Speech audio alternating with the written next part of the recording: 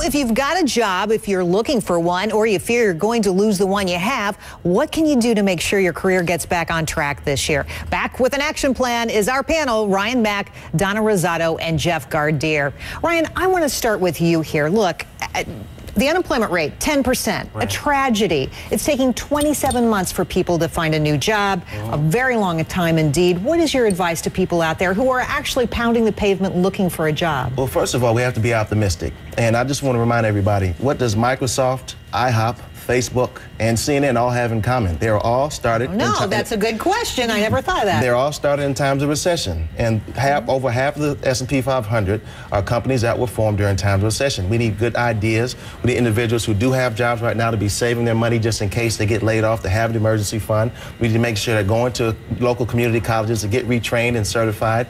We need to be expanding our social networking using LinkedIn, Facebook, MySpace, Black Planet, whatever you need to use to make sure we can touch people who are in different industries to start advertising yourself and reaching out to individuals. Exactly. Donna, a lot of people still have their job, but they've been forced to scale back. Maybe they're working less hours, they're making less money. Tell me about the money in 2010. Tell me there's going to be more. The good news is in 2009, people were getting furloughs, pay cuts, pay freezes. The picture's a little bit better for 2010.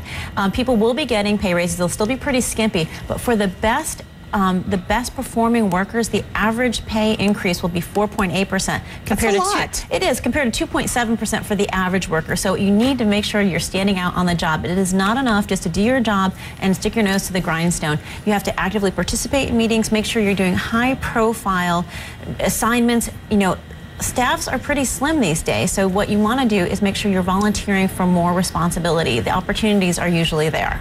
Jeff, Ryan says they have to be optimistic. How do you do that in this market where all the news seems to be negative? How do you keep your spirits buoyed? Well, I work with a lot of people in therapy who are going through many of these same issues, and what we talk about is reassessing the situation.